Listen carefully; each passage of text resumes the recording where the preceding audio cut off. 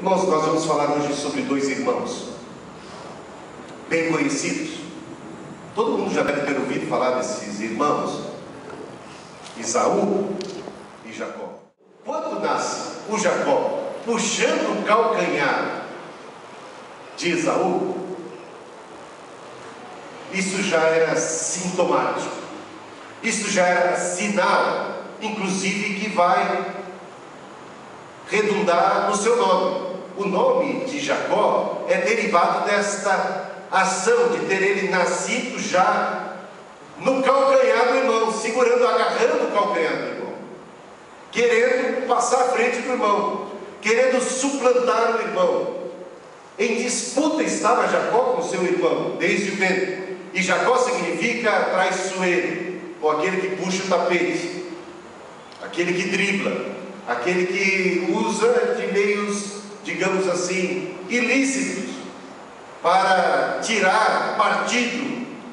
E Jacó estava tentando fazer isso, estava puxando o calcanhar. Ele queria puxar o tapete de Esaú, ele queria passar à frente de Esaú, ele queria nascer o primogênito, porque naquela época nascer primeiro era sinal de bênção. Nascer em primeiro lugar dava muitas vantagens. O primogênito era agraciado por muitas bênçãos, e ele queria essas bênçãos.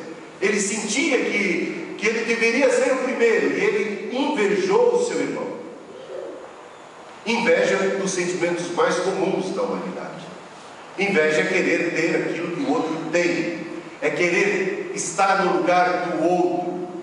É para isso até mesmo capaz de usar de meios escusos para se apropriar, para tomar posse daquilo que está nas mãos de outro.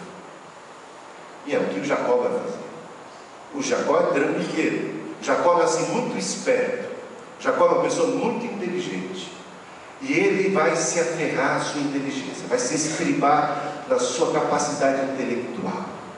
Ele vai maquinar mil e uma para dar o chapéu do seu irmão. Ele vai aprontar. Ele não vai se conformar. É do tipo da pessoa que não se conforma em ficar em segundo lugar, ele quer o primeiro. E para alcançar o primeiro lugar, ele é capaz de tudo.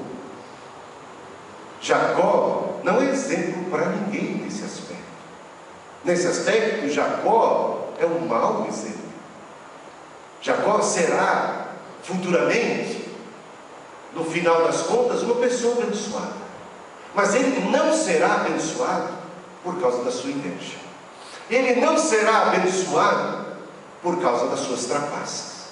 Não é através de trapaças e nem de inveja que ele vai conquistar qualquer coisa positiva. E é isso que a gente vai ver.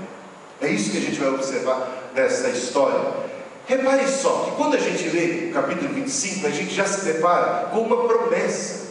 Com uma promessa que foi feita a respeito de Jacó. Uma promessa feita à sua própria mãe, a Rebeca. Rebeca recebeu a seguinte resposta de Deus: no seu ventre há duas nações, eles estão pelejando um contra o outro, mas o mais velho servirá o mais moço. O mais velho servirá ao mais moço, de modo que o mais moço conquistará por fim uma graça maior, uma bênção maior.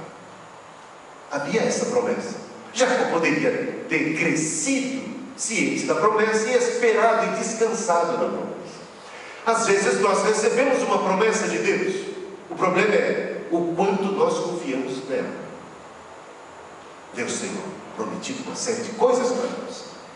Temos ricas e preciosas promessas nas Escrituras, mas descansamos nós o nosso coração nas promessas de Deus? Descansamos nós a nossa vida e o nosso futuro nas mãos do Senhor? Ou nós vamos mexer os pauzinhos? Ou nós vamos confiar muito mais na nossa astúcia, muito mais na nossa inteligência, muito mais na nossa perspicácia? Vamos estar nós estribados no nosso próprio entendimento, ou confiaremos por fim e entregaremos de fato a nossa vida, o nosso futuro nas mãos do Senhor? Ele quer a bênção e ele não está errado em desejar bênção. Ele quer coisas boas para a sua vida e não está errado em desejar coisas boas. O problema é que até quando nós desejamos coisas boas e positivas, nós corremos o risco de, nesse processo de busca, nesse processo, nessa tentativa de conquistarmos aquilo que é positivo, correto, bom, a gente venha usar de meios que não são lícitos. Tem aquele ditado popular: os meios, os fins justificam os meios. Os fins são nobres, então podemos nos valer de meios não tão legítimos assim para de fato conquistar os fins nobres.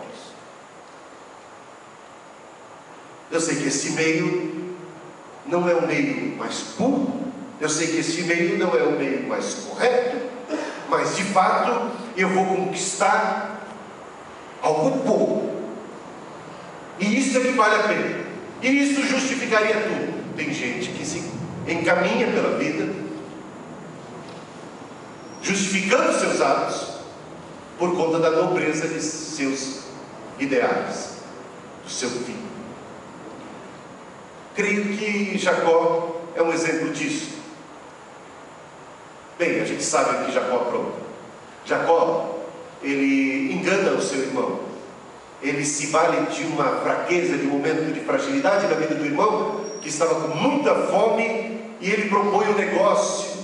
Ele explora, olha a sagacidade dele, ele explora uma crise, um momento de fragilidade. Quando Esaú estava faminto, ele estava esgotado, sentindo uma fome daquelas, estava como que morrendo de fome. Ele já tinha, o Jacó, preparado o prato predileto do Esaú. Mas que irmão caridoso, mas quanta consideração, não é mesmo? E o que vemos é que ele preparou esse prato, e ele não vai entregar esse prato de graça na mão do irmão. Ele não está sensível à dor e à fome do irmão. Ele não é muito amigo do irmão. Ele vai tirar partido da situação e vai propor um negócio. Eu tenho um prato de comida, está sentindo o cheiro, você está morrendo de fome. Bem, se você quiser, eu te dou com muito prazer, desde que você me faça o seguinte favor. Sabe aquele direito de primogenitura?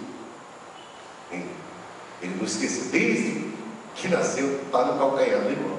Desde que nasceu, ele aspira por ser o primogênito. Ele quer esse direito, ele quer as benesses, as bênçãos da primogenitura. E agora ele fala: te dou prato de comida, você me dá o direito de primogenitura. E o irmão falou: mas de que me vale o direito de primogenitura? Estou morrendo de fome. Se eu não comer esse prato de comida, eu vou morrer.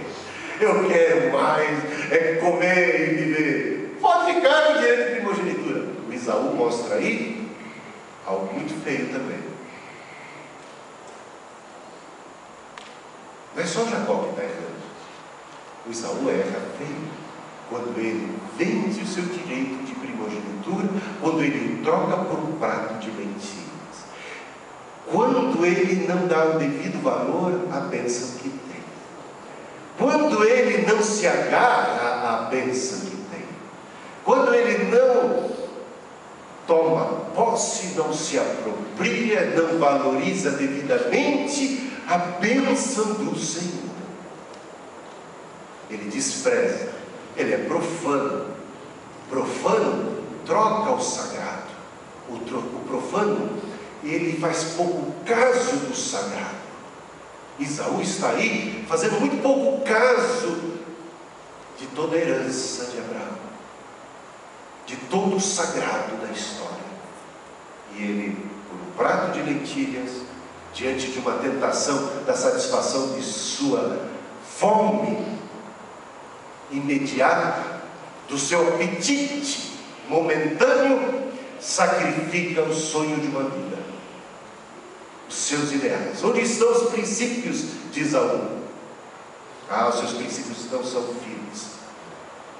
Ele fraqueja diante de uma tentação, diante do cheiro de um prato de ervilhas. Na situação de fragilidade ele cede. Ele cede com muita facilidade até.